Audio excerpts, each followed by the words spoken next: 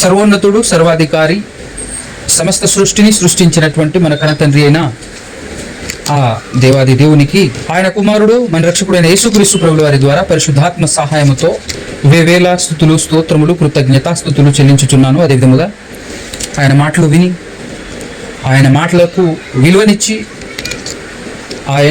ఆయన మాటలను గౌరవించి, ఆ మాటల ప్రకారంగా, ఆ మాటలను శిరసావహించి, ఆ మాటల ప్రకారంగా బ్రతకాలని ఉద్దేశిస్తున్నటువంటి మీ అందరికీ కూడా క్రీస్తు నామంలోనే శుభములు, వందనాలు తెలియజేస్తున్నాను.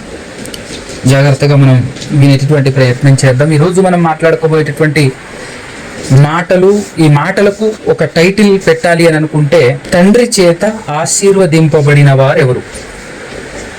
దేవుని చేత ఆశీర్వదింపబడిన వారు ఎవరు? ఎందుకు ఈ టైటిల్ వచ్చింది అంటే, యేసుక్రీస్తు ప్రభుల వారు రెండవ రాకడలో వచ్చినప్పుడు ఆయన తన కుడి చేతి వైపు ఉన్నటువంటి వారందరినీ చూసి ఆయన మాట్లాడినటువంటి మాట ఏంటంటే, నా తండ్రి చేత ఆశీర్వదింపబడిన వారలారా అనేటటువంటి మాట ఉపయోగించాడు. ఒక్కసారి మనం ఆ మాట కూడా చూసే ప్రయత్నం చేద్దాం. మత్తయి సువార్త 25వ అధ్యాయము, మత్తయి సువార్త 25వ అధ్యాయము 44వ వచనం. అప్పుడు రాజు తన కుడి వైపున ఉన్న వారిని చూచి, తన కుడి వైపున ఉన్న వారిని చూచి ఏం మాట్లాడుతున్నాడు? నా తండ్రి చేత ఆశీర్వదింపబడిన వారలారా, నా తండ్రి చేత ఆశీర్వదింపబడిన వారలారా రండి, లోకము పుట్టినది మొదలుకొని మీ కొరకు సిద్ధపరచబడిన రాజ్యమును సుసంతరించుకొనుడి. మీ కొరకు సిద్ధపరచబడిన రాజ్యమును సుసంతరించుకొనుడి. మీ కొరకు సిద్ధపరచబడినటువంటి రాజ్యమును సుసంతరించుకొనుడి అంటే, ఇప్పుడు దేవుని రాజ్యాన్ని స్వతంత్రించుకోవటానికి అర్హులు ఎవరట? దేవుని చేత లేదా తండ్రి చేత ఆశీర్వదింపబడిన వారు మాత్రమే అర్హులు అనేటువంటి విషయం మాట్లాడుతున్నాడు యేసుక్రీస్తు ప్రభువు వారు. అయితే ఇక్కడ మనం జాగ్రత్తగా ఆలోచిస్తే, తండ్రి చేత ఆశీర్వదింపబడిన వారు ఎవరు? తండ్రి చేత ఆశీర్వదింపబడిన వారు ఎవరు? కుడి వైపున ఉన్నటువంటి వారు. కరెక్టే, కుడి వైపున ఉన్నవారు కరెక్టే. ఎవరు వాళ్ళు? అసలు వాళ్ళ క్వాలిఫికేషన్ ఏంటి? వాళ్ళ స్టేటస్ ఏంటి? ఎలా వాళ్ళను పరిగణించాడు? తండ్రి చేత ఆశీర్వదింపబడినటువంటి వారు అనేటటువంటి మాటను ఎలా ఉచ్చరించగలిగాడు అని అంటే, అసలు ఆశీర్వాదం అంటే ఏంటో మనకు తెలియాలి. మీరు ఆల్రెడీ విన్నటువంటి పాఠాన్ని నేను ఒక్క 5 minutesలో ఒక ఆశీర్వాదానికి మొదటి పార్ట్గా ఆశీర్వాదం అంటే ఏంటో మనకు క్లియర్గా అర్థమయ్యే విధంగా నేను ఒక 5 minutes కేటాయించి దాన్ని ఎక్స్ప్లెనేషన్ చేసే ప్రయత్నం చేస్తాను. దేవుడు ఇప్పుడు ఇక్కడ యేసుక్రీస్తు ప్రభువు చెప్పినటువంటి మాట ఏంటంటే, లోకము పుట్టక మునుపు, లోకము పుట్టినది మొదలుకొని అంటే అప్పటి నుంచి మీ కొరకే సిద్ధపరచబడి ఉంది. మీరు ఎవరు అయ్యా అంటే, నా తండ్రి చేత ఆశీర్వదింపబడినటువంటి వాళ్ళు. మీరు నా తండ్రి చేత ఆశీర్వదింపబడినటువంటి వాళ్ళు. ఇప్పుడు ఆయన తండ్రే మన తండ్రి, ఆయన దేవుడే మన దేవుడు. ఆ తండ్రి అయిన దేవుని చేత ఆశీర్వదింపబడినటువంటి వాళ్ళు ఎవరు అని అన్నప్పుడు, ఆ దేవుడు అబ్రహాముతో చెప్పినటువంటి సంగతి మనకు జ్ఞాపకం ఉండాలి. నీ యందు నేను ప్రపంచ ప్రజలందరినీ ఆశీర్వదిస్తా అనే మాట దేవుడు అబ్రహాంతో చెప్పాడు, మనకు గుర్తుండాలి. మొదటగా ఆదికాండం 12వ అధ్యాయంలో నీ యందు అన్నాడు. ఆ తర్వాత ఆదికాండం 22వ అధ్యాయంలో ఏమన్నాడు? నీ సంతానము ద్వారా ఆశీర్వదిస్తానన్నాడు. భూలోక వంశంలో ఉన్నటువంటి వాళ్ళందరినీ నేనే ఆశీర్వదిస్తా. ఎలా ఆశీర్వదిస్తానంటే, నీ సంతానం ద్వారా ఆశీర్వదిస్తా అని చెప్పాడు. నీ సంతానం ద్వారా ఆశీర్వదిస్తానని, నీ సంతానం ఎవరు అయ్యానంటే కొత్త నిబంధనలోకి వచ్చేసిన తర్వాత చెప్పాడు, యేసుక్రీస్తు ప్రభువు వారే అబ్రహాము యొక్క సంతానం అన్న సంగతిని క్లియర్ చేశాడు. గనుక దేవుడు ఆశీర్వదిస్తానన్నాడు. ఎవరిని ఆశీర్వదిస్తానన్నాడు? భూలోక వాసుల్ని ఆశీర్వదిస్తానన్నాడు. ఎలా ఆశీర్వదిస్తానన్నాడు? తన కుమారుడైన యేసుక్రీస్తు ప్రభువు వారి ద్వారా ఆశీర్వదిస్తానన్నాడు. ఏంటి ఆశీర్వాదము? ఎలాంటిది ఆ ఆశీర్వాదము అని అంటే, క్రీస్తు ద్వారా దేవుడిచ్చేటటువంటి ఆశీర్వాదం ఎలాంటిది అని అన్నప్పుడు, ఎఫెసీయులకు రాసినటువంటి పత్రిక మొదటి అధ్యాయము 1వ అధ్యాయం 3వ వచనం ఒకటి చదవండి. మన ప్రభు అయిన యేసు క్రీస్తు యొక్క తండ్రి అయిన దేవుడు స్తుతింపబడును గాక. ఆ యేసు క్రీస్తుకు తండ్రి అయిన దేవుడు క్రీస్తునందు పరలోక విషయములో, పరలోక విషయంలోనేది, అది ఏ విషయంలో ఆశీర్వాదం? అది పరలోక విషయంలో ఆత్మకు సంబంధించిన ఆశీర్వాదం. ఈ మాట చదువుతున్నప్పుడు మనకు మైండ్లో ఏ మాట గుర్తుండాలి? యేసుక్రీస్తు ప్రభువు వారు కుడి చేతి వైపు ఉన్నటువంటి వారిని చూసి అన్న మాట గుర్తుండాలి. ఏంటది? నా తండ్రి చేత ఆశీర్వదింపబడిన వారలారా రండి, లోకము పుట్టినది మొదలుకొని మీ కొరకు సిద్ధపరచబడినటువంటి రాజ్యమును సుసంతరించుకోండి అనే మాట గుర్తుంటే ఈ మాట చక్కగా బాగా అర్థమవుతుంది. చూడండి ఏమంటాడు ఇక్కడ? పరలోక విషయంలో ఆత్మ సంబంధమైన ప్రతి ఆశీర్వాదమును మనకు అనుగ్రహించను. ఎవరి ద్వారా? క్రీస్తు ద్వారా. ఎవరు ఈ ఆశీర్వాదాన్ని ఇచ్చింది? తండ్రి అయిన దేవుడు. ఏంటిది ఈ ఆశీర్వాదము? ఏంటిది ఆశీర్వాదము? బాప్తిస్మం. బాప్తిస్మమే క్రీస్తు ద్వారా పరలోక విషయంలో ఆత్మకు సంబంధించింది. పరలోకం విషయంలో ఆత్మకు సంబంధించింది. అవునా? పరలోకం వెళ్ళే విషయంలో ఆత్మకు సంబంధించింది. పరలోకం వెళ్ళాలి అంటే ఆత్మ వెళ్తుంది. పరలోకం ఆత్మ వెళ్ళాలి. పరలోక విషయంలో ఆత్మకు సంబంధించింది అని అంటే ఆత్మ పరలోకం వెళ్ళాలి అని అంటే ఆత్మ పరలోకం వెళ్లకుండా ఉండేటటువంటి పరిస్థితులు కూడా ఉన్నాయి కదా, మనకు తెలుసు. అయితే ఆత్మ పరలోకం వెళ్లకుండా అడ్డుపడేది ఏంటిది? ఆపేది ఏమిటిది? ఈ ప్రపంచంలో భూలోకానికి వస్తున్నటువంటి ప్రతి మనిషి పరలోకానికి వెళ్ళాలి, కానీ వెళ్తున్నాడా?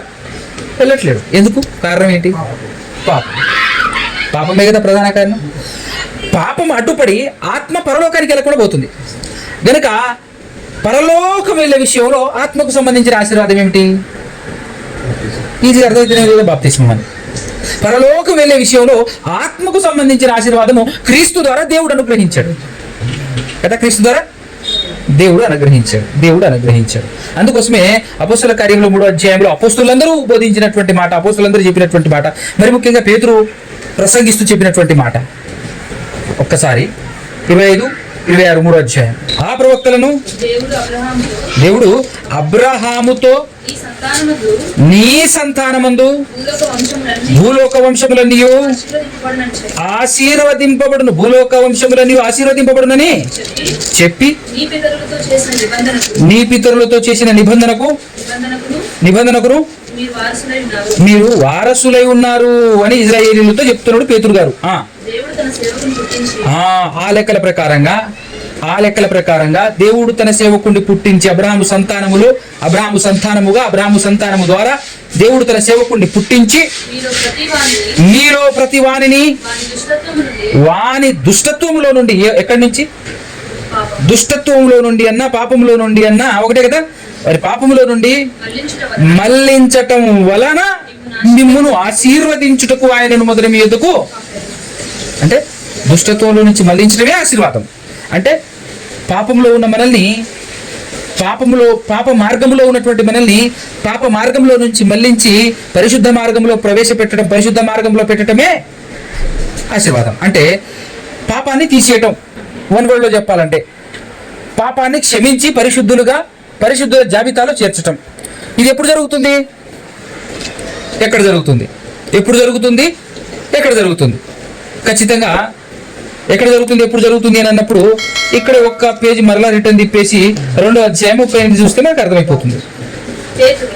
పేతురు మీరు మారు మనసు పొంది పాప క్షమాపణ నిమిత్తం ప్రతివాడు యేసుక్రీస్తు నామమున బాప్తిస్మము పొందుడి, అప్పుడు మీరు పరిశుద్ధాత్మ వరమును పొందుదురు. దేని కొరకు బాప్తిస్మం తీసుకోవాలంట? పాప క్షమాపణ కొరకు బాప్తిస్మం తీసుకోవాలి. ఇక్కడ జరిగేది అదే కదా. అంటే పాప క్షమాపణ కొరకు తీసుకుంటున్నటువంటి బాప్తిస్మమే దేవుడు భూలోకంలో ఉన్నటువంటి వారందరినీ ఆశీర్వదిస్తానన్న ఆశీర్వాదం. కాబట్టి బాప్తిస్మమే దేవుడు అనుగ్రహించు ఆశీర్వాదం. ఇప్పుడు ఒక్కసారి మనం జ్ఞాపకం చేసుకుంటే యేసుక్రీస్తు ప్రభువు వారు 2వ రాకడలో తన ముందు పోగైనటువంటి జనాలందరినీ గ్యాదర్ చేసుకున్న తర్వాత చెప్పినటువంటి మాట ఒక్కసారి ఆ సందర్భం మనం చదివితే మనకు చక్కగా అర్థమవుతుంది. 25వ అధ్యాయం మత్తయి సువార్త 25వ అధ్యాయం 31 నుంచి చూస్తే చూడండి, 31 నుంచి 34 వరకు చూడండి. తన మహిమతో మనుష్య కుమారుడును ఆయనతో కూడా సమస్త దూతలను వచ్చినప్పుడు ఆయన తన మహిమగల సింహాసనము మీద ఆసీనుడై ఉండును. అప్పుడు సమస్త జనములు ఆయన ఎదుట పోగు చేయబడుదురు. గొల్లవాడు మేకలలో నుండి గొల్లవాడు మేకలలో నుండి గొర్రెలను వేరుపరిచినట్లు గొల్లవాడు మేకలలో నుండి గొర్రెలను వేరుపరచునట్లు ఆయన వారిని వేరుపరిచి తన కుడి వైపున గొర్రెలను ఎడమ వైపున మేకలను. ఇప్పుడు ఇక్కడ ఈ మ్యాటర్ లో ఒక విషయం మనకు అర్థం కావాలి. ఎవరిలో నుంచి ఎవరిని వేరు చేస్తున్నాడో చెప్పుకోండి చూద్దాం. అది వచనం, అది కాంటెక్స్ట్, అంటే మామూలుగా అక్షరానుసారంగా కనబడుతుంది. భావం చెప్పండి, అసలు ఎవరిలో నుంచి ఎవరిని వేరు చేస్తున్నారు అనేటటువంటి విషయం.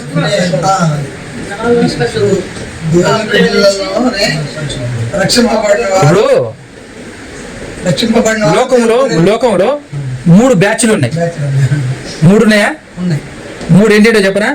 1 అన్యులు, 2 క్రైస్తవులు, 3 నామకార్థ క్రైస్తవులు. అవునా? 3 బ్యాచ్లు ఉన్నాయా లేదా? అయితే ఇప్పుడు ఇక్కడ ఏం జరుగుతుంది? ఎవరిలో నుంచి? ఇప్పుడు అన్యులలో నుంచి క్రైస్తవులు వేరు చేస్తున్నాడా?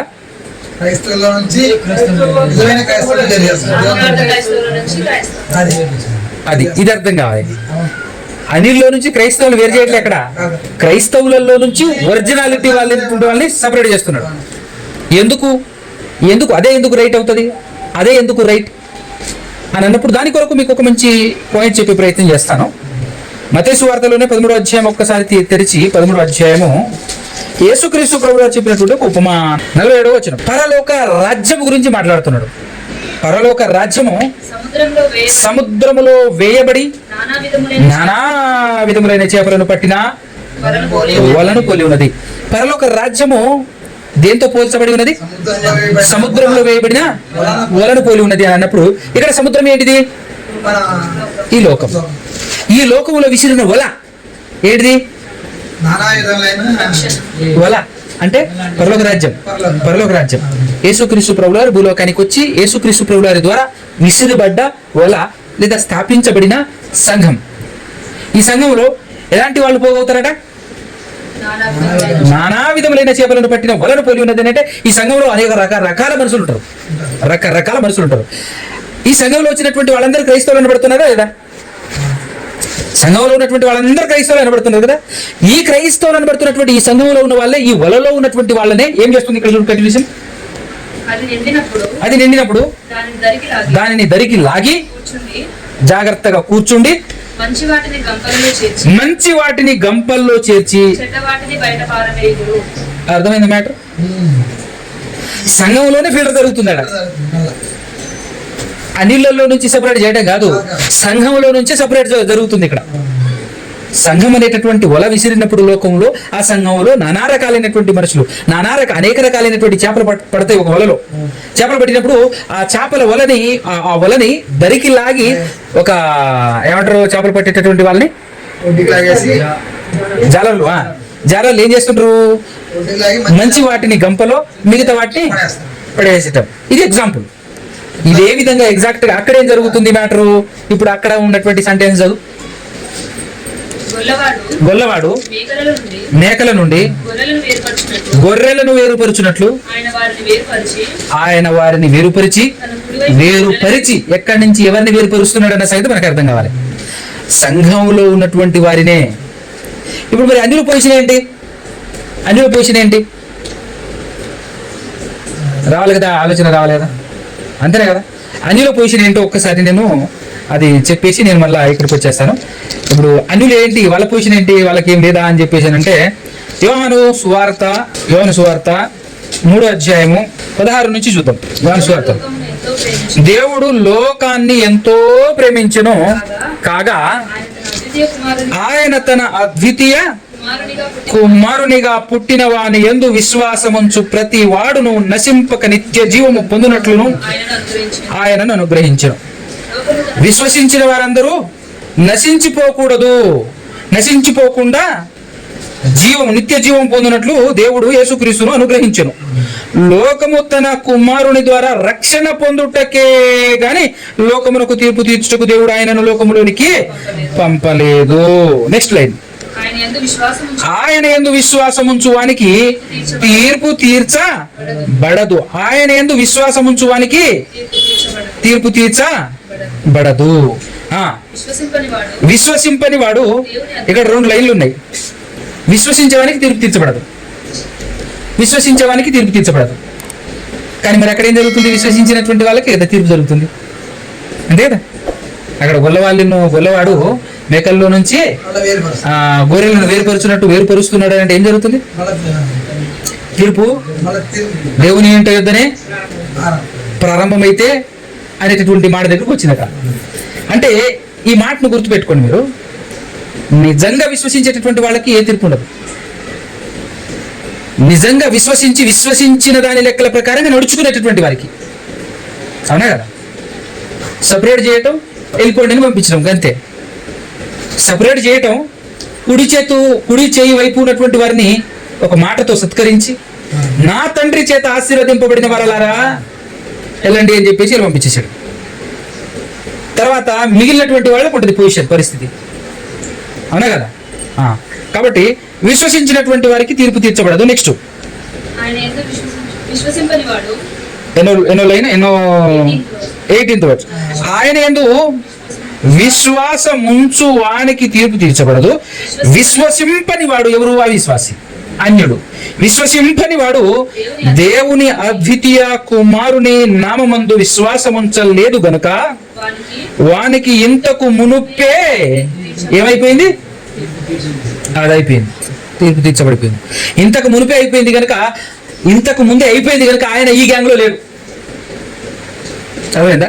ఆయనకి ఇంతకు ముందే క్లోజ్ అయిపోయింది, మ్యాటర్ అయిపోయింది. అందుకోసమే ఈ గ్యాంగ్ లో వీళ్ళు లేరు. ఎవరు లేరు? అన్యులు లేరు. సంఘస్థులు, క్రైస్తవులు అనుకునేటటువంటి వాళ్ళనే ఆ వలను దరికి లాగి మంచివారిని చెడ్డవారిని వేరుపరిచి, మంచివారికి ఇవ్వాల్సిన సత్కారం మంచివారికి ఇచ్చి, చెడ్డవారికి ఇవ్వాల్సింది చెడ్డవారికి ఇస్తుంది. ఇప్పుడు మనం ఇక్కడ ఉండాలంటే ఏం చేయాలి?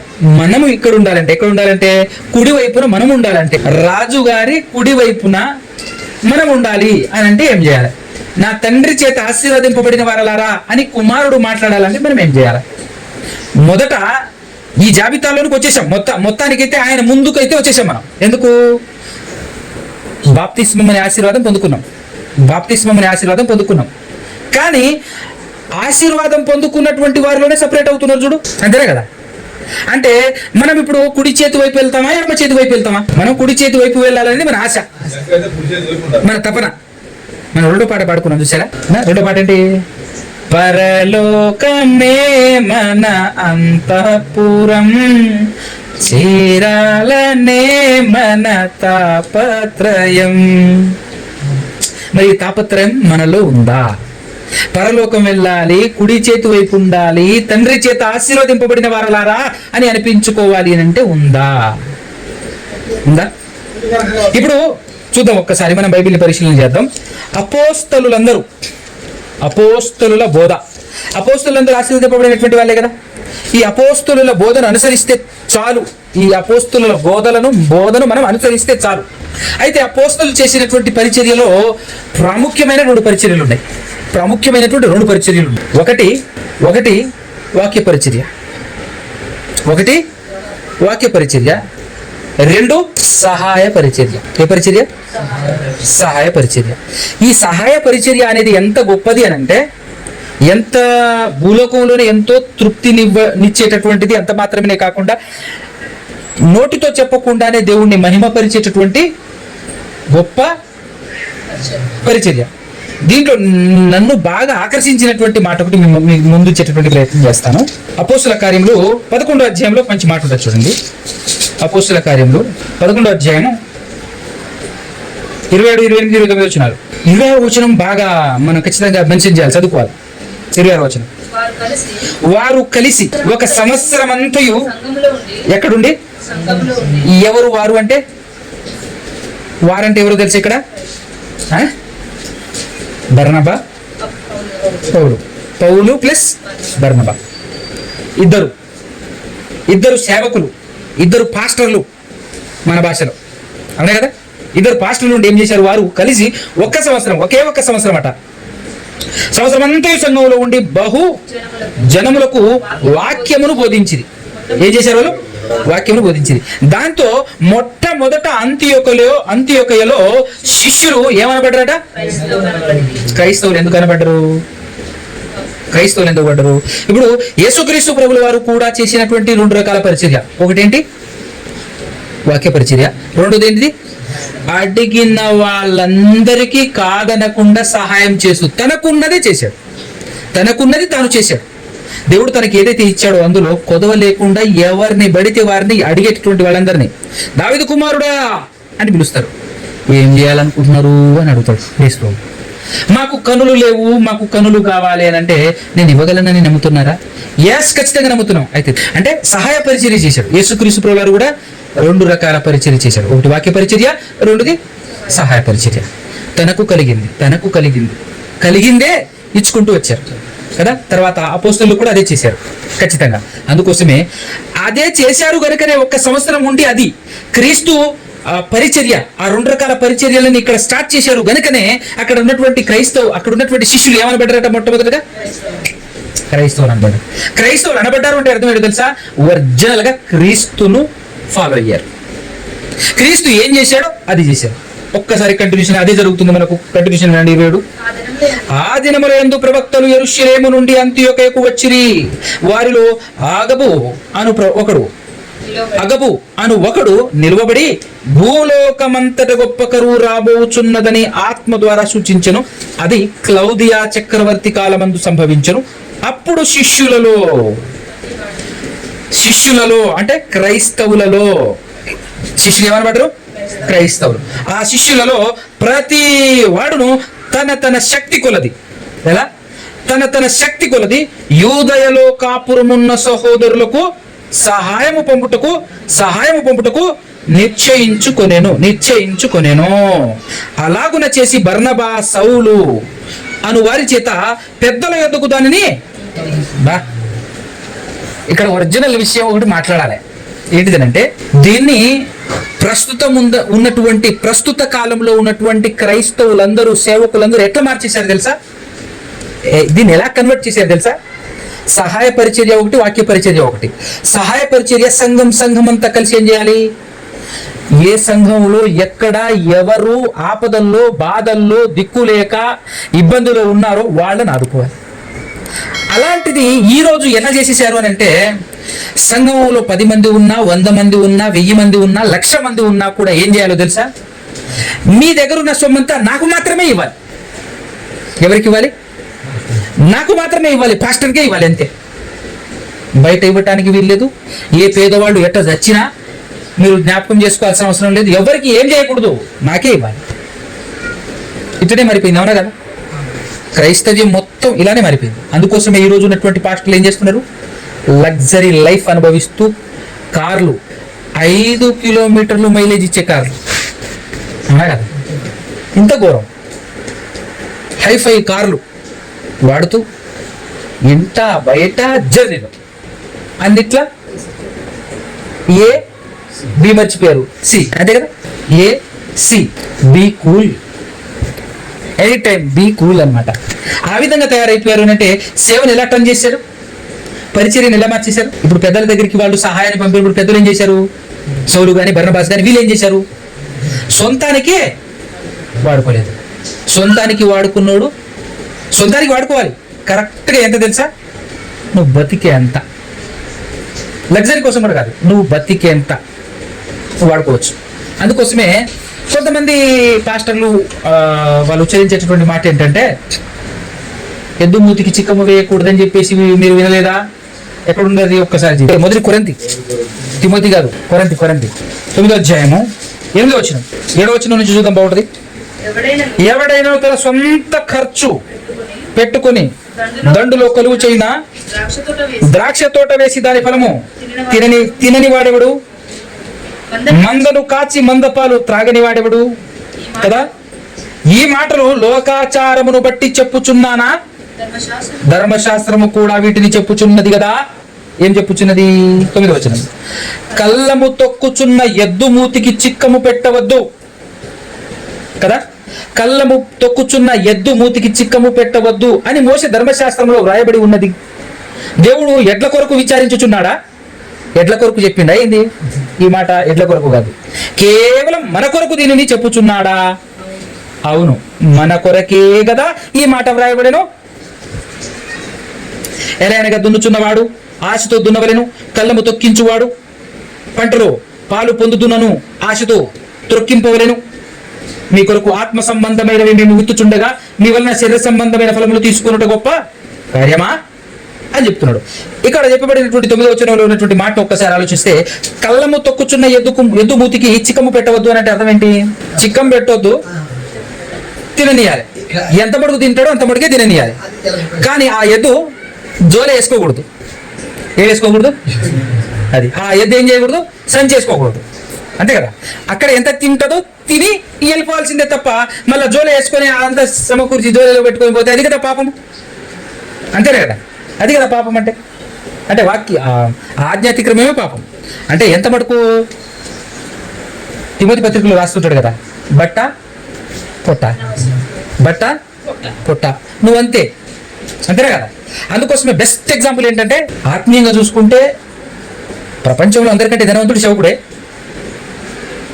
శరీర ప్రకారంగా చూసుకుంటే ప్రపంచంలో అందరికంటే పేదవాడు సేవకుడే. అట్టు ఉండాలి సేవకుడు అంటే, 100% అట్లనే ఉండాలి. అందుకోసమే పాత నిబంధన గ్రంథంలో దేవుడు ఆస్తి నీకెందుకు ఆస్తి అన్నాడు ఈ యాజకులతో లేవీయులతో. ఆస్తి ఇచ్చాడా? ఆస్తి ఇవ్వలే. అసలు వాళ్ళకి ఏం స్వాస్థ్యం ఇచ్చాడో ఒక్క మాట చూపిస్తాను. యెహోషువ గ్రంథంలో 13వ అధ్యాయము 33వ వచనం. లేవి గోత్రమునకు మోసే స్వాస్థ్యము పంచిపెట్టలేదు. ఎందుకంటే ఇజ్రాయేలీయుల దేవుడైన యెహోవా వారితో సెలవిచ్చినట్లు ఆయనే వారికి స్వాస్థ్యం, ఆయనే వారికి ఆస్తి, ఆయనే వారికి ఆస్తి, ఆయనే వారికి ఆస్తి. అంటే ఇది యాజకులకి విధి, దేవుడు విధించినటువంటి విధి యాజకులకి. నిజంగా చెప్తున్నాను, దేవుడు ఎంత మహిమపరచబడేవాడో ఈరోజు సేవకులందరూ అదే స్థితిలో ఉంటే, అదే స్థితిలో ఉండి వాళ్ళ దగ్గరికి వస్తున్నటువంటి విస్తారమైన సొమ్మును పేదలకు సహాయార్థమై, అవునా, ఎంతో మంది ఎన్నో రకాలుగా బాధపడుతున్నారు. ఎప్పుడో క్రైస్తవ్యం అయిపోయింది భారతదేశం, తెలుసా? ఇంత దూరం వచ్చేదా? ఎప్పుడో. తమకున్నటువంటి కోటాను కోట్ల కోట్ల కోట్ల కోట్ల ఆస్తిని అంతా కూడబెట్టుకుంటున్నారు సేవకులు అనేటటువంటి వాళ్ళు. వాటన్నింటినీ నువ్వు క్రైస్తవుడువా కాదా అని ఆలోచించకుండా సహాయం చేసుకుంటూ పోతే వాళ్ళందరికి సువార్త చెప్పాలమ్మా, సువార్త చెప్పాలన్నా ప్రత్యేకంగా. వాళ్లకు వ్యతిరేకంగా ఎవరైనా, క్రైస్తవ్యానికి వ్యతిరేకంగా ఎవరు మాట్లాడినా కూడా బైబిల్లో ఎన్ని తప్పులున్నాయి అన్ని తప్పులున్నాయి అని చెప్పేసి ఎందరూ ఏ రకంగా వాగినా వాళ్ళు ఒక్కటే మాట అంటారు. సమాజం ఒక్కటే మాట అంటది. ఏం మాట అంటది? నీ గ్రంథాలు చేత పట్టుకున్న నీవు పేదవారిని ఆదుకొని నీ దగ్గర ఉన్నదంతా ఖర్చు పెట్టి నీ దగ్గర ఉన్నదంతా ఇచ్చి ఆదుకునే దమ్ము నీకుందా? ఉంటేనే మాట్లాడలేకపోతే సైలెంట్గా పక్కకి వెళ్ళిపో అని చెప్పేసి వాళ్ళే చెప్పేవాడు. అవునా కదా? గొప్ప ట్రిక్ అసలు యాక్చువల్గా దేవుడు చెప్పాడు. మార్పు చెందటం ఈజీ, సువార్త ఈజీ, అనేకుల్ని రక్షించడం ఈజీ, కానీ దాన్ని కాంప్లికేట్ చేసింది ఎవరు? ఈ నమ్ముకున్నామనుకున్నటువంటి విశ్వాసులు కానివ్వండి, సేవకులు కానివ్వండి. విశ్వాసులు గుడ్డోళ్ళు అయిపోయారు కనుకనే కదా వాళ్ళు అట్లా సాగుతుంది. ఏమి వినుచున్నారు జాగ్రత్త అని విశ్వాసులతో కూడా చెప్పాడు. మీరు కూడా గుడ్డోళ్ళు అవ్వకూడదు, అజ్ఞానులు అవ్వకూడదు అని చెప్పేసి ప్రతి విశ్వాసి చేతిలో బైబిల్ పెట్టాడు. చదువుకుంటున్న నువ్వు ఎవరికి ఇవ్వాలో, ఎవరికి ఇవ్వకూడదు, ఎవరికి ఎంత ఇవ్వాలో అనేటటువంటి విషయాలని పొందుపరిచాడు కదా. మరి ఏమైపోయింది? నువ్వు గుడ్డోడైపోయినావు. విశ్వాసం ఏమైపోయాడు? గుడ్డోడైపోయాడు. దాంతో క్రైస్తవ్యం కనుమరుగైపోయింది. క్రైస్తవ్యం ఏమైపోయింది? కనుమరుగైపోయింది. అందుకోసమే కంప్లీట్గా క్రైస్తవ్యంలో ఉండాల్సినటువంటి 2 కన్నులు లాంటి 2 పరిచర్యలు, ఒకటి గుడిదైంది అన్నా, రెండోది కూడా గుడిదైంది. ఎందుకంటే మొదటిదైనా పర్ఫెక్ట్గా బోధిస్తున్నారా? వాక్య పరిచర్య అయినా పర్ఫెక్ట్గా ఉన్నట్టుగా చెప్పగలుగుతున్నారా? ఉన్నట్టుగా చెప్తే రెండోది చేయాల్సి వస్తుంది పక్క, అన్నా కదా. అంటే ఈజీ విషయం. ఒక కన్నైనా పర్ఫెక్ట్గా కనబడితే రెండో కన్నుకి ఎందుకు ప్రాబ్లం వచ్చిందో అర్థమవుతుంది. ఒకటే, అందుకోసమే 2 మూతపడిపోయినాయి. కాబట్టి ఈ సేవకులు నేడున్నటువంటి క్రైస్తవ్యంలో ఉన్నటువంటి క్రైస్తవులైన ఆయన పెడుతున్నటువంటి వాళ్ళందరూ కూడా, అయ్యా మా అయ్యగారు చెప్పిన ప్రకారంగా నేను నడుచుకున్నానన్నా చెల్లదక్కడ. అవునా కదా? ఎందుకు నువ్వు మనిషిని నమ్మినవు? ఎందుకు నువ్వు వ్యక్తిని చూసినావు? నువ్వు వ్యక్తిని చూడకూడదని కదా వాక్యం నీ చేతిలో పెట్టాను, బైబిల్ నీ చేతిలో పెట్టాను. నువ్వెందుకు మనిషిని అభిమానించావు? అంతేనే కదా. అసలు ఒరిజినల్ క్రైస్తవుడు ఎవరిని చూడాలి? ఎవరిని చూడాలి? ఒకసారి మనం చూద్దాం. ఇదే మొదటి కొరింథీయులకు రాసినటువంటి పత్రిక 2వ కొరింథీ పత్రిక 4:16 16-17 కావున మేము, క్రైస్తవుడు మాట్లాడాల్సిన మాట అండి ఇది. కాబట్టి మేము భయపడము. కాబట్టి మేము ఎందుకు చెప్తున్నాడు? కాబట్టి అని అంటే అర్థం ఏంటంటే 14-15 చూస్తే, విశ్వసించి తిని గనుక మాట్లాడి తిని, ప్రతి ఒక్కరికి ఉండే హక్కిది. నమ్మాను గనుక మాట్లాడుతున్నాను బ్రదర్, మాట్లాడుతున్నది నువ్వు చెబుతున్నది సత్యమేనా కాదా అని ప్రశ్నించాల్సిన హక్కు ఎవరికి ఉంది? ప్రతి విశ్వాసికి ఉంది. నేను నమ్మాను కాబట్టి మాట్లాడుతున్నాను. ఆ పాస్టర్కి ఎదురుగా నువ్వు ఎందుకు మాట్లాడుతున్నావు? ఆ పాస్టర్ బోధిస్తున్న దానికి విరుద్ధంగా నువ్వు ఎందుకు మాట్లాడుతున్నావు అంటే, నమ్మాను గనుక మాట్లాడుతున్నాను. నమ్మి తిరిగి గనుక మాట్లాడతాను. నమ్మకపోతే నేను మాట్లాడాను, నువ్వు ఏమైనా చెప్పుకో, ఎట్లాగైనా చెప్పుకో, నేను మాట్లాడను. కానీ ఈరోజు నమ్మిన వాళ్ళు ఎవరైనా ఉన్నారా సంఘంలో? సేవకుడు ఏం మాట్లాడినా సైలెంట్గా ఉన్నాడంటే వీళ్ళు ఎవరు నమ్మలేదని అర్థం. నమ్మితే ఖచ్చితంగా మాట్లాడేవాళ్ళు. అదేగా చెప్తున్నది ఇక్కడ. అని వ్రాయబడిన ప్రకారం అట్టి విశ్వాసంతో కూడిన ఆత్మగలవారమై ప్రభు అయిన యేసును లేపినవాడు. ఎంత క్లారిటీ ఉంది చూడండి.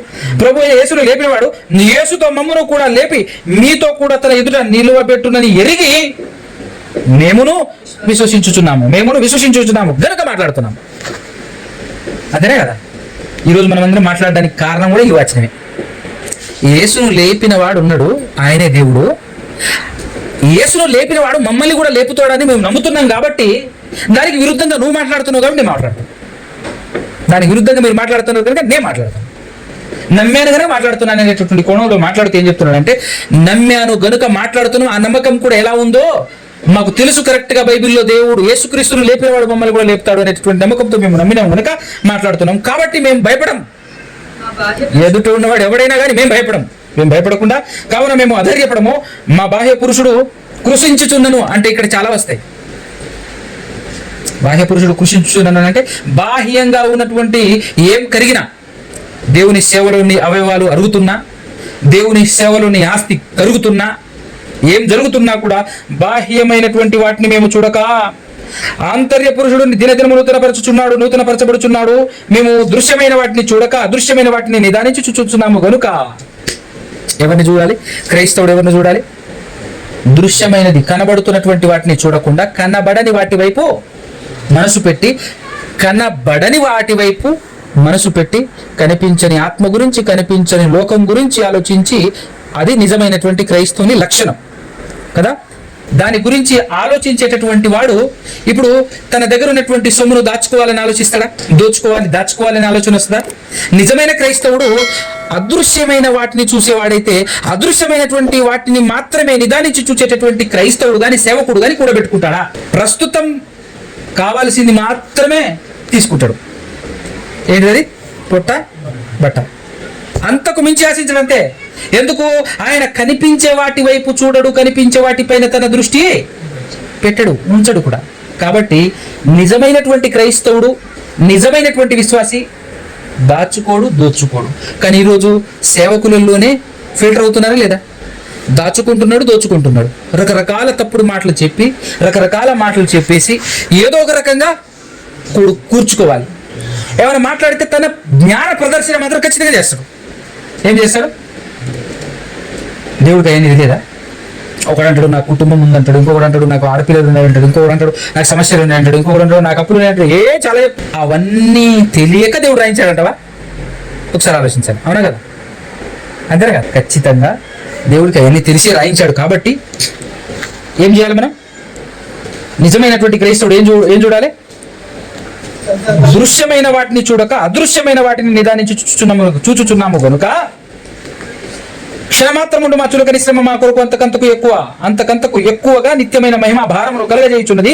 ఎలాగనగా దృశ్యమైనవి అనిత్యములు కాబట్టి దృశ్యమైన వాటిని మేము చూడం, అదృశ్యమైనవి నిత్యములు కాబట్టి వాటి గురించి ప్రయాసపడుతున్నాం. వాటి గురించి ప్రయాసపడుతున్నటువంటి వారు తన దగ్గర ఉన్నటువంటి సొమ్ముతో ఏం చేస్తారు? మొదటి పరిచర్య వాక్య పరిచర్య, రెండో పరిచర్య ఖచ్చితంగా అందరూ చేయాల్సిన పరిచర్య. కాబట్టి దాన్ని ఏం చేస్తారు? ఖచ్చితంగా తమ దగ్గర ఉన్నటువంటి వాటితో ఏం చేస్తారు? చూద్దాం ఒకసారి.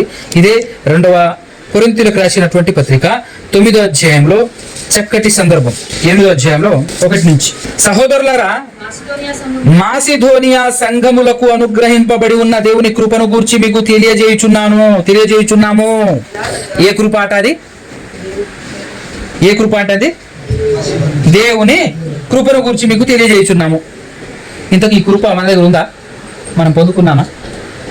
ఈ కృప పొందుకున్నామా లేదా? చూద్దాం ఒకసారి. ఎలాగనగా వారు బహు శ్రమల వలన పరీక్షింపబడగా అత్యధికముగా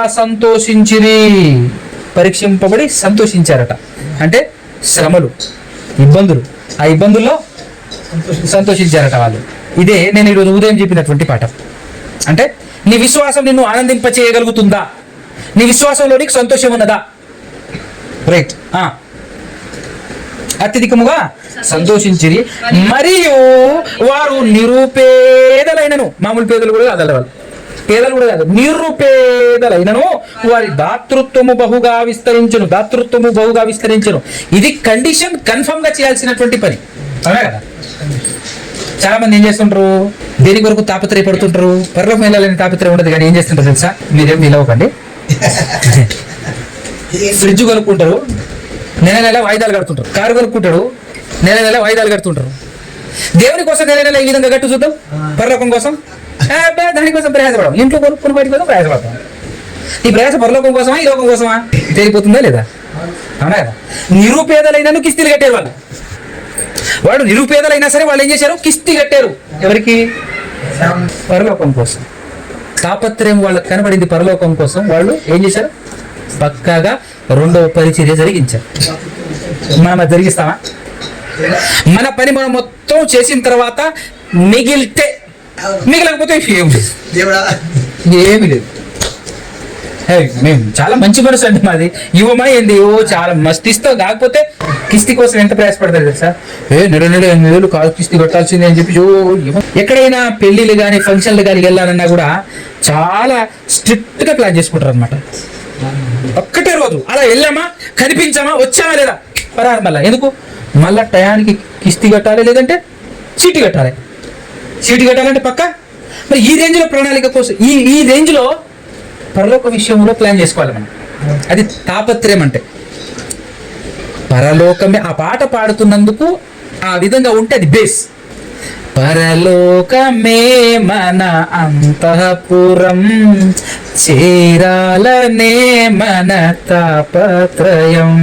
అప్పుడు యేసుక్రీస్తు ప్రభువులు అంటారు, తాపత్రయపడ్డటువంటి వారలారా, నా తండ్రి చేత ఆశీర్వదింపబడిన వారలారా, మీకోసమే ఇదిగో దేవుడు లోకము పుట్టినది మొదలుకొని మీ కొరకు ఏర్పరచబడినటువంటి రాజ్యము సుసంతరించుకోండి అని అప్పుడు అంటాడు. తాపత్రయపడ్డామా లేదా? అది ప్రతి క్షణం దేవుడు చూస్తుంటాడు. ఎవరి కోసం తాపత్రయపడ్డావు? ఫ్రిడ్జ్ కోసం కాదు. ఎవరి కోసం తాపత్రయపడ్డావు? వెహికల్ కోసం కాదు. ఎవరి కోసం తాపత్రయపడ్డావు? ఇల్లు కొనుక్కొని కిస్తీలు కట్టుకుని కూర్చున్నావు కదా, అంతే కదా? ఏడుంది చెప్పు? ఇప్పుడు ఇల్లు గానే ఉంది. నువ్వు ఏడున్నావు చెప్పు? ఏది ఇల్లు?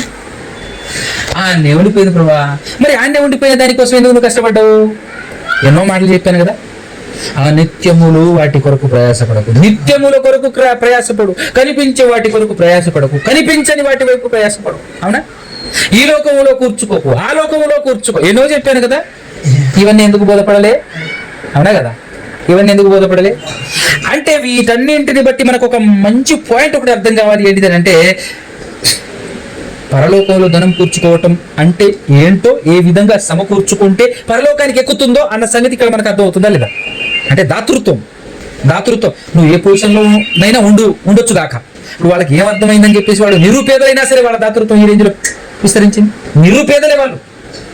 చూడు, కంటిన్యూషన్ చదువు. 2వ వచనం, ఎలా అనగా వారు బహుశ్రమల వలన పరీక్షింపబడగా అత్యధికముగా సంతోషించిరి, మరియు వారు నిరుపేదలైనను వారి దాతృత్వము బహుగా విస్తరించును. ఈ కృప, ఇది దేవుని కృప. ఈ కృప విషయములోను, పరిశుద్ధుల కొరకైన పరిచర్యలో పాలు పొందు విషయములోను మనస్ఫూర్తిగా, మనపూర్వకముగా మమ్మును వేడుకొనుచు వారు తమ సామర్థ్యము కొలదియే గాక సామర్థ్యము కంటే ఎక్కువగాను తమంతట తామే ఇచ్చిరని మీకు సాక్ష్యం ఇచ్చుచున్నాము. ఏం చేశారట? వేడుకొని మరి ఇచ్చారట. ఫర్ ఎగ్జాంపుల్గా ప్రస్తుతం ఇదిగో కొన్ని చోట్ల ఇప్పుడు సేవకుడు తిరుగుతుంటారు కదా, ఎక్కడెక్కడ ఎవరికి ఏ ఎక్కడ ఉందో తెలుసు కదా. అయ్యా పట్టుకో, నువ్వు పట్టుకో, పట్టుకో, నువ్వు అని చెప్పేసి మన దగ్గర ఉన్న సొమ్ము ఆయనకు ఇవ్వాలి. ఎవరికి ఇవ్వాలి? సేవకునికి ఇవ్వాలి. సేవకుని బాధ్యత ఏంటి? సొంతానికి వాడుకోకూడదు. ఏం చేయకూడదు? ఇచ్చారు కదా అని చెప్పేసి కన్నులు ఎర్ర చేసుకొని ఆ డబ్బులు సొంతానికి వాడుకోకూడదు. అంటే ఇక్కడ సమ్ వాట్ బెటర్ పొజిషన్లో, బెటర్ స్థానంలో మనం ఉన్నాము అన్న సంగతి ఒకటి తెలియజేస్తాం మీకు. ఏంటంటే లోకంలో డినామినేషన్ పాస్టర్లు అందరూ వాళ్ళ చేతిలో మనం పెట్టామనుకో, వాళ్ళు పక్కా డుమ్మా కొడతారు 100% రైట్. ఎందుకంటే వాళ్లకు ఖచ్చితంగా మాట్లాడాలంటే పరలోకం మీద నమ్మకం లేదు.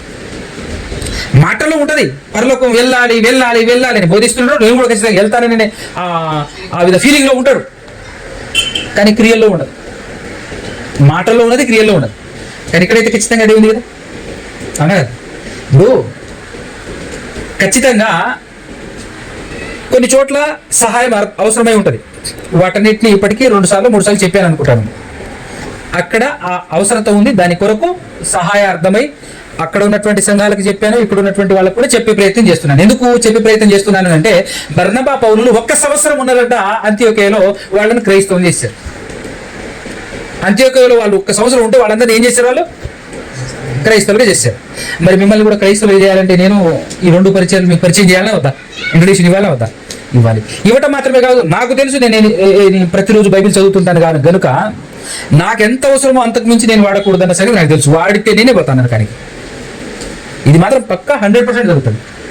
యథార్థంగా మీరు నాకు ఇచ్చారు, నా వంతు ఎంత ఉందో అంతకు మించి నేను వాడుతూ ఉంటే నేను అక్కడ ఎడమ చేతి వైపు ఉంటా. ఎక్కడ ఉంటా? ఎడమ చేతి వైపు ఉంటా. మీరు ఎక్కడ ఉంటారు? కుడి చేతి వైపు ఉంటారు. కాబట్టి ఇక్కడ ఒక మంచి మాట ఏంటంటే, అద్భుతమైనటువంటి మాట. ఇదే అధ్యాయం 8వ అధ్యాయంలో 14, 15, 12 నుంచి చూద్దాం. 12 నుంచి. మొదట ఒకడు సిద్ధమైన మనస్సు కలిగి ఉంటే శక్తికి మించి కాదు కానీ కలిమి కొలిదియే ఇచ్చున్నది ప్రీతికరమగును. ఇతరులకు తేలికగాను మీకు భారముగాను ఉండవలేనని ఇది చెప్పుటలేదు కానీ, హెచ్చుగా కూర్చుకుని వానికి ఎక్కువ మిగులలేదనియు, తక్కువగా కూర్చుకుని వానికి తక్కువ కాలేదనియు వ్రాయబడిన ప్రకారము అందరికీ సమానముగా ఉండు నిమిత్తము ప్రస్తుతమందు మీ సమృద్ధి వారి అక్కరకును, మరి ఒకప్పుడు వారి సమృద్ధి మీ అక్కరకును సహాయమై ఉండవలనని ఇలాగో చెప్పుచున్నాను. ఇది ఎంత గొప్ప మాట తెలుసా? ఇది చాలా నాకు బాగా నచ్చే మాట. క్రైస్తవ్యంలో దీన్ని స్థాపించాలి అనేది ఎప్పటి నుంచో నేను పడుతున్నటువంటి తాపత్రయం.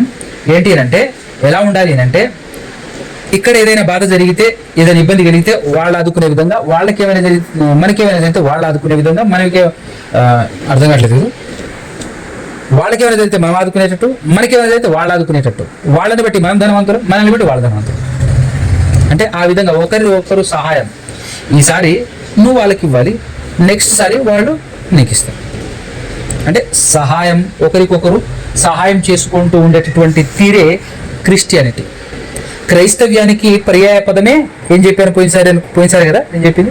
క్రైస్తవ్యానికి పర్యాయ పదం ఇంకొక మాట చెప్పు అని అంటే సహాయం అని చెప్పొచ్చు. ఏం చెప్పొచ్చు? సహాయం అని చెప్పొచ్చు. విచిత్రమైనటువంటి కోణం ఏంటంటే, 2 రకాల పరిచర్య పర్ఫెక్ట్గా ఉండాలి. ఒకటి వాక్య పరిచర్య పర్ఫెక్ట్గా ఉండాలి.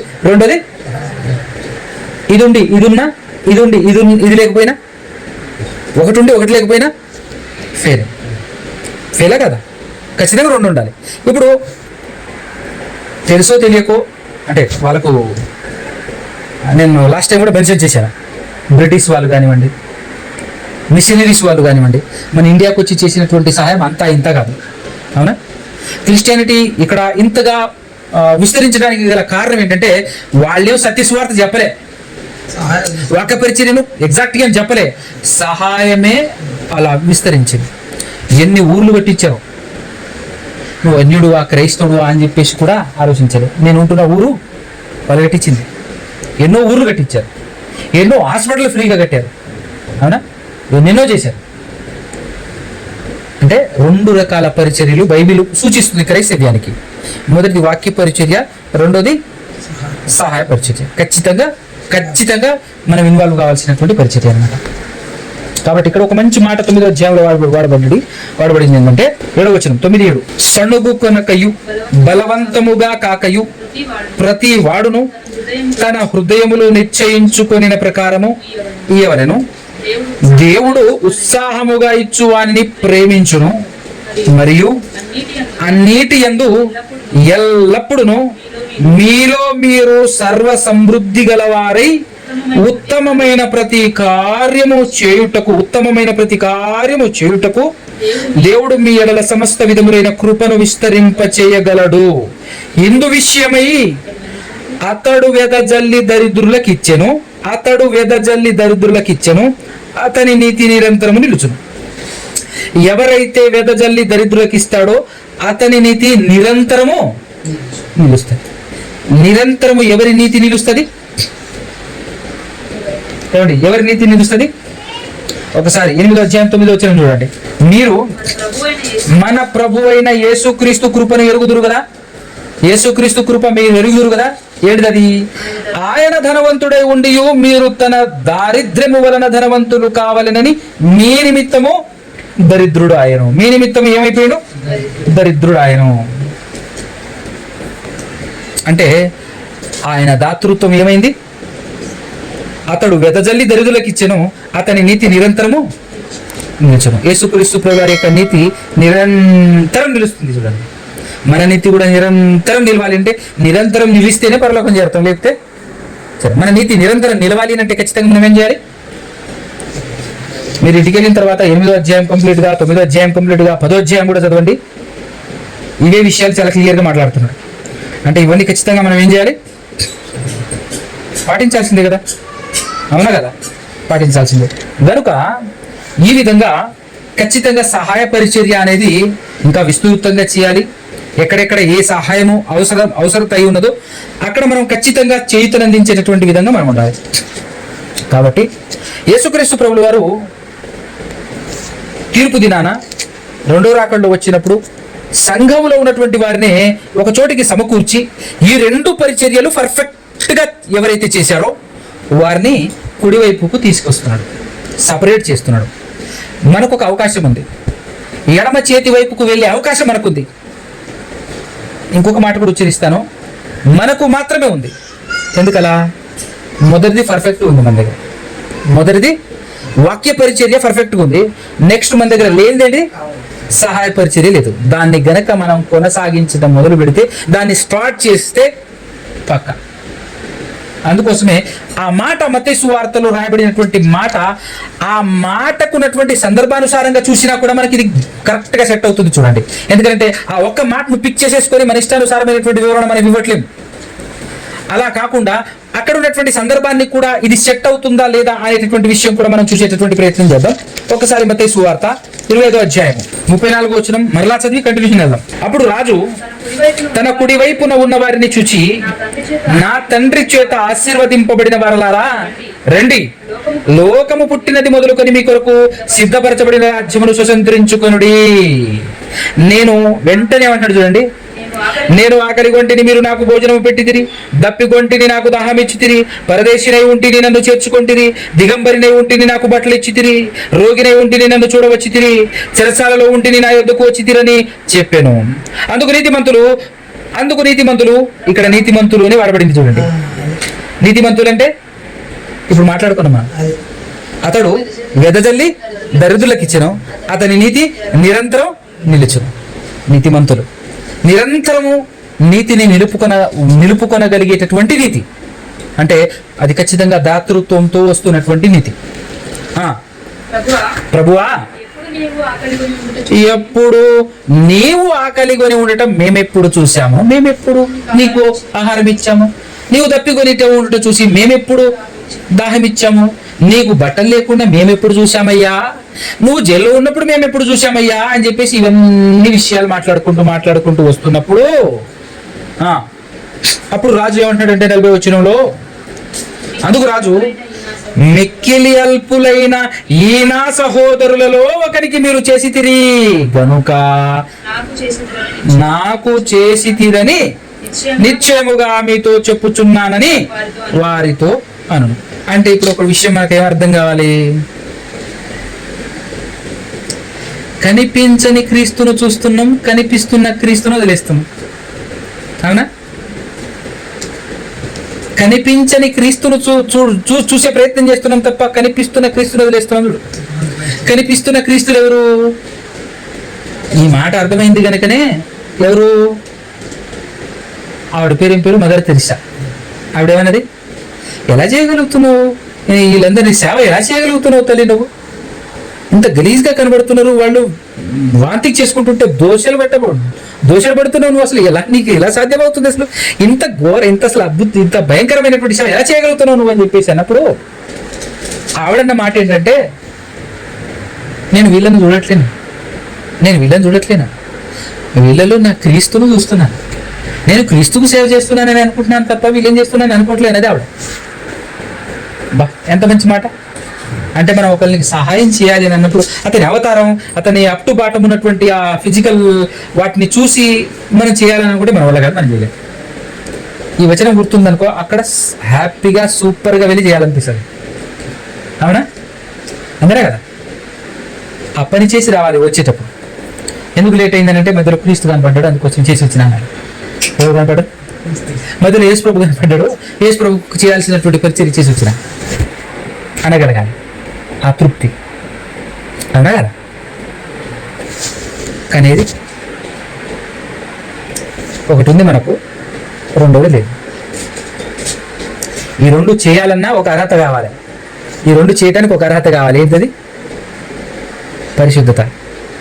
అంటే నిన్ను నువ్వు కాపాడుకోవాలి పాపం చేయకుండా. నువ్వు పాపం చేసి ఈ రెండు చేసినా వ్యర్థమే, పాపం చేస్తూ ఈ రెండు చేసినా వ్యర్థమే. అవునా? పాపం చేయకుండా అంటే ఒక్కసారి పాపాన్ని కడగబడి పరిశుద్ధపరచబడి దేవుని ఆశీర్వాదం పొందుకొని వచ్చిన తర్వాత మరలా నువ్వు ఏం చేయొద్దు? పాపం చేయదు. పాపం చేయకుండానే వాక్య పరిచర్య చేయాలి, పాపం చేయకుండానే సహాయ పరిచర్య చేయాలి. ఈ రెండు పరిచర్యలు ఖచ్చితంగా చేయాల్సినటువంటి వాళ్ళమై ఉన్నాం మనం ఖచ్చితంగా. అవునా కదా? ఇప్పుడు మొదటి పరిచర్య గురించి కూడా రొట్టె ద్రాక్షరసం తీసుకునేటువంటి సందర్భంలో ఏం చెప్పబడుతుంది? రొట్టె ద్రాక్షరసం తీసుకునేటప్పుడు ఏం చెప్పబడుతుంది? ఆయన వచ్చేంత వరకు ఆయన మరణమును ప్రచురించాలి. అది కండిషనా కదా? ఆజ్ఞనా కదా? ఆజ్ఞ. ఇది కూడా ఖచ్చితంగా ఆజ్ఞ. ఒక చోట రెండు చోట్ల కాదు, చాలా చోట్ల రాయబడి ఉంది. ఇంకా పర్ఫెక్ట్ గా మాట్లాడాలంటే ఒక ధనవంతుడు పరిపూర్ణుడు అవ్వాలంటే ఏం చేయాలన్నాడు? ఒక ధనవంతుడు యవనస్తుడు వెళ్ళేసి అడుగుతాడు, అయ్యా నేను పరలోకం వెళ్ళాలి అంటే ఏం చేయాలన్నాడు. అప్పుడు ఫస్ట్ ఏమన్నాడు? పరిశుద్ధంగా ఉన్నావా లేదా అని క్వశ్చన్ అడిగాడు. అంటే ఈ ఆజ్ఞలన్నీ పాటిస్తున్నావా లేదా అని అన్నాడు. చిన్నప్పటి నుంచి పాటిస్తున్నా. ఓకే. అయితే ఇంకొకటి కొద్దువ ఉన్నది అని అంటే అర్థం ఏంటి? ఖచ్చితంగా పరిపూర్ణుడు కాదనే కదా, పరలోకం వెళ్ళే ఛాన్స్ లేదనే కదా. ఏంటది అంటే రెండో పరిచర్య గురించి చెప్పాడు. ఏ పరిచయం? రెండో పరిచయం మనం మాట్లాడింది ఇప్పుడు సహాయ పరిచర్య గురించి మాట్లాడాడు. నీ ఆస్తి ఎంత పేదలకి ఇవ్వనైనా, ఆ తర్వాత నన్ను గురించి నీకు అయితేనే పరిపూర్ణుడు అయితే, లేకపోతే లేదు. ఆయన చేస్తావా? ఆయన కొడుకు, ఆ ధనవంతుని కొడుకుకు భయంకరమైన రోగం వచ్చిందనుకో, అప్పుడు అమ్ముతాడు చూడు ఆస్తి ఎంత అన్నా కదా, అప్పుడు అమ్ముతాడు. కానీ దేవుని కోసం అంటే నీ ఆత్మ పరలోకం చేరాలి, అదే కదా అడిగింది, దానికోసం చేస్తానంటే చెయ్యాలి. అది అర్థం కాలే మనిషి. ఈరోజు మనమందరం చేస్తున్నటువంటి మిస్టేక్ కూడా అదే, మీ ఆవేదన కూడా అదే. అంటే మీ ఆవేదన ప్రకారంగా మీరు కూడా తప్పు చేస్తున్నారు, అంతే కదా? మీ ఆవేదన ప్రకారంగా మీరు కూడా చేస్తున్నది అదే. వాక్య పరిచర్యతో పాటు సహాయ పరిచర్య చేయాలి. ఈ సహాయ పరిచర్య చేయటం కోసం మంత్లీ నీ తాపత్రయం ఎంత పడుతున్న ఆవేదన, మనకున్నటువంటి తాపత్రయం, మనకున్నటువంటి ఆవేదన ప్రకారంగా మనం ఏం చేయగలుగుతున్నాం? ఇంట్లో ఏదో వస్తువు కొనుక్కోవటం, దానికి మంత్లీ కిస్తీ కట్టడం. అదే దేవుని కోసం చేయి, అది ఎవర్ గ్రీన్, అద్భుతం. అది అవునా కదా? అమోఘంగా ఉంటుంది. 600 అయినా 100, 150 అయినా ఏమైనా జరగని ఒక ప్రణాళిక. నాకున్న ప్రేమ అది దేవుని మీద, దేవుని పట్ల నాకున్న ఆసక్తి, నాకున్నటువంటి శ్రద్ధ, నాకున్నటువంటి భక్తి. అది ఏంటంటే ఏమన్నా కానివ్వండి, నాకు వచ్చేటటువంటి శాలరీలో నుంచి నేను దేవునికి ఇంత పక్కా. ఇది మనం ఆప్షన్లో ఉంటాం కదా ఖచ్చితంగా.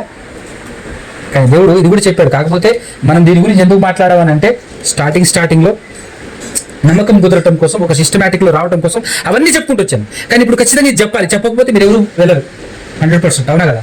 మనం ఖచ్చితంగా పరలోకం వెళ్ళాలంటే ఈ రెండో పని ఖచ్చితంగా చేయాలి. దానికోసం నేను కూడా మీకు అప్పుడప్పుడు ఇంటిమేషన్ ఇస్తూనే ఉన్నాను, పలానా చోట పలానా అవసరం ఉంది. అవునా కదా? మొన్నటి దిన ఒక సంఘస్థుడు, ఒక సేవకుడు అడిగాడు, నాకు ఒక దయచేసి బాక్స్ చర్చిలో సౌండ్ సిస్టమ్ ఇప్పించండి అని అన్నాడు. ఇప్పించడం ద్వారా ఎన్ని పనులు జరుగుతున్నాయి తెలుసు? ఇప్పుడు చాలా పనులు జరుగుతుంది. ఆ ఇప్పించేటటువంటి కార్యక్రమంలో నేను కొంతమందిని అడిగిన, నీ చేతనైంది నాకు సహాయం చేయండి, నేను ఆయనకు సంశిష్టం ఇప్పించాలని అనుకుంటున్నాను అని అన్నప్పుడు అందులో కూడా ఇచ్చాడు. ఎవరెవరు ఎంత ఇచ్చారో, ఎంత ఖర్చు అయిందో మళ్ళా ఆ లిస్ట్ అంతా వాట్సాప్లో సెట్ చేసేసి, ఇంత వాళ్ళు ఇలా ఇచ్చారు, పలానా వ్యక్తి ఇంత ఇచ్చారు, సిస్టానికి దానికి ఎంత అయింది అని కరెక్ట్గా ఎగ్జాక్ట్గా నెంబరింగ్ వేసి ఆ లెక్క అంతా వేసి అందరికి ఎవరెవరైతే ఇచ్చారో వాళ్ళందరికీ వాట్సాప్లో పంపించేసి, వాళ్ళకు కూడా కొంచెం తృప్తిగా ఉంటుందని. అంటే అందులో నుంచి సింగిల్ రూపీ కూడా నేను వాడలే, అది చూపించడం కోసం. అదేవిధంగా ఇప్పుడు చాలా పరిచర్యలు నడుస్తుంది, చాలా మంది ఇబ్బందుల్లో ఇక్కట్లో బాధలో ఉన్నటువంటి వాళ్ళు. ఇంకా మేము మిమ్మల్ని ఎవరిని అడగకుండా చేస్తున్నటువంటి వాళ్ళు చాలా ఉన్నాయి. శేఖర్ మాత్రమే, మా కుటుంబీకులు, సంఘంలో ఉన్నటువంటి వాళ్ళు మాత్రమే చేస్తుంది చాలా ఉంది. హాస్పిటల్కి వచ్చేటటువంటి బీద వాళ్ళకి కానివ్వండి, ఫ్రీగా ట్రీట్మెంట్ చేసేటటువంటి విషయంలో, అండ్ వేరే ఇప్పుడు కొంతమంది సేవకులు కూడా పలానా చోట చర్చి కట్టుకోవాలి అని అన్నప్పుడు అది ఏదో హుందాగా కాదు, మామూలు షెడ్, ఒక షెడ్ లాంటిది కట్టుకోవడం కోసం కూడా చాలా ఇస్తున్నాం. కానీ అది మీ దాకా రావట్లేదు. కానీ చెప్పకపోవడం కూడా నాది తప్పు, మిస్టేక్ ఖచ్చితంగా. ఎందుకంటే పౌలు గారు అంటారు, ఈ తప్పు నేను చేసినందుకు నన్ను క్షమించండి అనే మాట కూడా మాట్లాడుతుంటాడు. అంటే ఖచ్చితంగా అది మీకు నేర్పించాలి, చెప్పాలి. బైబిల్లో ఉంది అని అంటే చెప్పాలి 100%. క్రిస్టియానిటీకి ఉన్నటువంటి ప్రాముఖ్యమైనటువంటి రెండు పరిచర్యలు ఏంటి అంటే వాక్య పరిచర్య, సహాయ పరిచర్య. నువ్వు ఖచ్చితంగా చేయాల్సింది, చేయకపోతే ఉపయోగం లేదు. కాబట్టి ఒక్కసారి ఆలోచించండి, చేసే ప్రయత్నం చేయండి. లాస్ట్ టైం నేను ఒక వ్యక్తి గురించి చెప్పాను, ఆయనకు సహాయం చేయాలనుకుంటున్నాం. యథార్థమైనటువంటి వ్యక్తియే, జెన్యున్ పర్సనే, ఉన్నటువంటి వ్యక్తి కాదు, అనాథ కూడా ఆయనకి వెనక ముందు కూడా ఎవరు లేరు. ఆయనకి సహాయం చేయాలి అని అనుకున్నాం. కాబట్టి దానికి మీరు చేయూతను అందిస్తే, ఎందుకంటే నేను ఆల్రెడీ మాటిచ్చున్నాను, లేట్ అవ్వచ్చేమో కానీ ఖచ్చితంగా అయితే చేసే ప్రయత్నం చేస్తాను అని చెప్పేసి అన్నాను. వాళ్ళ ఇంటికి కూడా వెళ్ళొచ్చాను నేను. కాబట్టి మీరు తలా కొంత సహాయం చేస్తే నేను షిఫ్ట్ చేసే ప్రయత్నం చేస్తాను ఖచ్చితంగా, according to the word of God. వాక్యానుసారముగా ఏదైతే చెప్పబడిందో దాని లెక్కల ప్రకారం ఖచ్చితంగా ఈ 2 పరిచర్యలు చేయాల్సిందే. చేస్తేనే ఎక్కడుంటాం మనం? కుడి వైపున ఉంటాం. ఈ 2 చేసిన వారు మాత్రమే తండ్రి చేత ఆశీర్వదింపబడినటువంటి వారు. అదే కదా సందర్భం కూడా అర్థమైంది అక్కడ మనకు. సందర్భానుసారంగా చూసినా కూడా అదే కదా. కరెక్ట్గా కుడి చేతి వైపు ఉన్నటువంటి వారిని చూసి తండ్రి చేత ఆశీర్వదింపబడిన వారు. ఎందుకు తండ్రి చేత ఆశీర్వదింపబడ్డారు అంటే, గిది చేశారు మీరు, నాకు సహాయం చేశారు మీరు, నేను దిగంబరిగా ఉన్నాను, నేను తప్పికొని ఉన్నాను, నేను జైల్లో ఉన్నాను, అప్పుడు మీరందరూ సహాయం చేశారు. నన్ను చేయటం అంటే మిక్కిరి ఎల్పులకు నా సహోదరులు ఒకరికి చేసి తిరిగి కదా నాకు చేసినట్టే అని అన్నాడు. మరి అది మనం చేయాలి కదా, చేయాలా వద్దా? చెప్పండి, చేయాలా వద్దా? చేద్దామా వద్దా? 2 నీ ఆవేదన కూడా అదే. కాబట్టి ఆ ఆవేదన ప్రకారంగా ఏదో తీసుకొచ్చేసి ఇంట్లో కేవలం మన కోసమే తీసుకొచ్చేసి వాటికి కిస్తి కట్టడం కన్నా దేవుడి పనిలో ఇది చేయటం చాలా ఉత్తమం. అనుసరిస్తే బాగుంటుంది. ఇంకా పరిచర్య అభివృద్ధి చెందుతుంది. ఖచ్చితంగా పరిచర్య అభివృద్ధి చెందుతుంది. ఒకటి, మనం పరిపూర్ణులు అవుతాం. 2, మనం పరలోకానికి అర్హత సంపాదిస్తాం. 2 రైట్. కాబట్టి ఈ ప్రకారంగా ఈ వాక్యానుసారముగా బ్రతికే ప్రయత్నం మీరందరూ చేస్తారని నమ్ముచు ఈ మాటలు ముగిస్తున్నాను. చిన్న ప్రార్థన చేసుకుందాం. కళ్ళు మూసుకొని తల్లించినట్లయితే చిన్న ప్రార్థన చేసుకుంటాం. పరమ తండ్రి, పరిశుద్ధుడా, పరమందు ఆశీర్వాద